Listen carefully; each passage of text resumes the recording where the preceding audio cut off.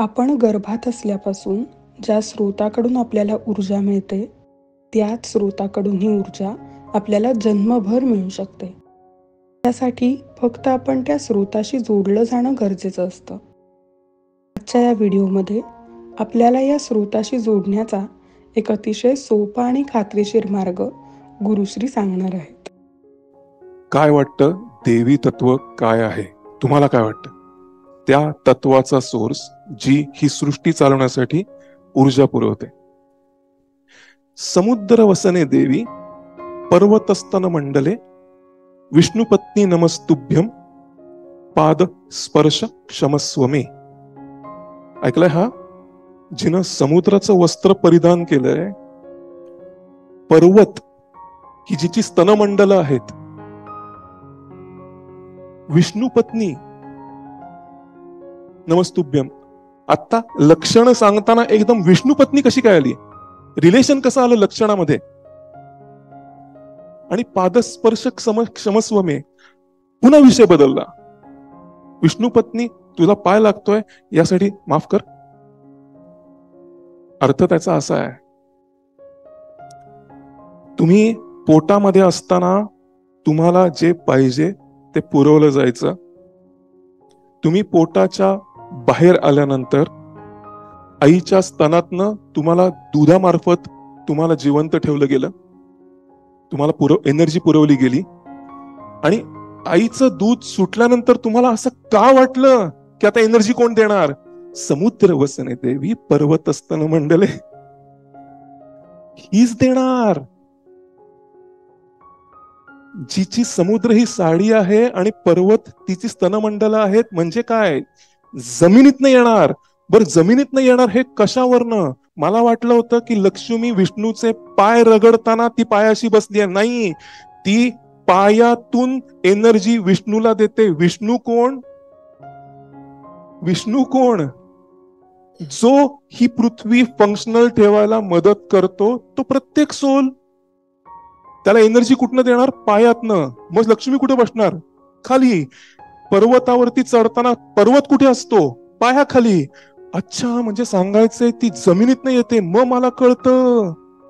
शेतकरी अनवाणी नांगर फिरवूनही आजारी का नाही पडत? वर्षानुवर्षे डायरेक्ट एनर्जी घेतात ते. आपल्याला सांगितलं जातं ढेकळांवरनं चालावे. का? पर्वतस्तन मंडले ती आता एनर्जी खालनं देते आपल्याला. विष्णूच्या पायाशी लक्ष्मी आहे, पायात नाही येते. मला वाटायचं पाय चेपतीये.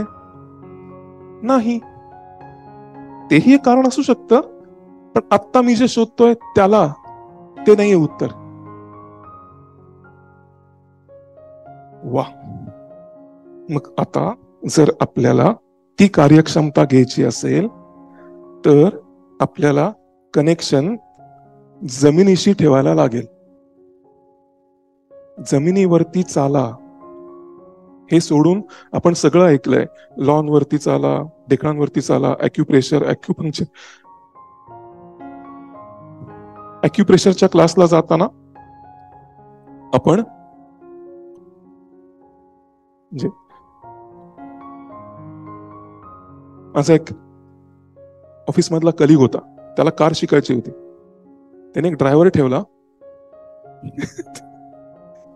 जो त्याला मोटर ड्रायव्हिंग स्कूल पर्यंत घेऊन जात होता. तो गाडी शिकायचा, गाडीतनं उतरायचा, ड्रायव्हरला कॉल करायचा, आता मला घ्यायला ये. तो गाडीत बसायचा आणि घरी जायचा. ते बुफेमध्ये असतात ना, बुफेमध्ये असं ते असं काय जण असे इथे असे पापड ठेवलेले असतात, तर ते असे चिमट्यातनं पापड हातात घेतात आणि ताटात ठेवतात. ऑब्झर्व करा, असे काही जण असतात असं छान ताटात, आणि मग ताटातनं उजव्या हाताने खातात.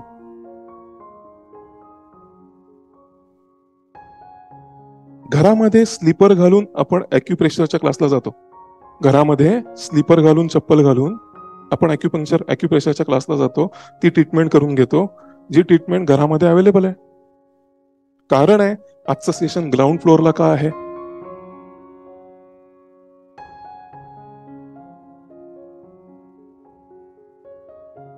आता एनर्जी आपल्याला जर जमिनीतनं मिळणार आहे, तर पादस्पर्श क्षमस्वमेचा अर्थ काय?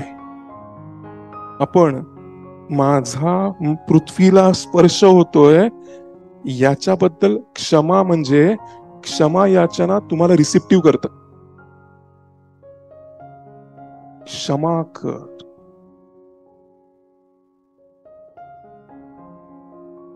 याचना आहे ती.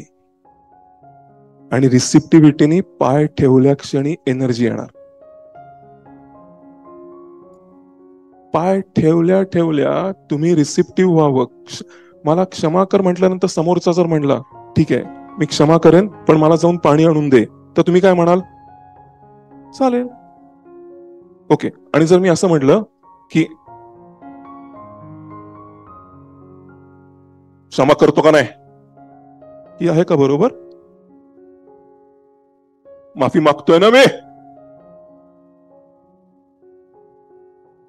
आता ही जी बॉडी लँग्वेज आहे ही रिसिप्टिव्हिटी आहे का आतनं पूर्णपणे एका अंशालाही जागा नाही अशी बॉडी लँग्वेज आहे?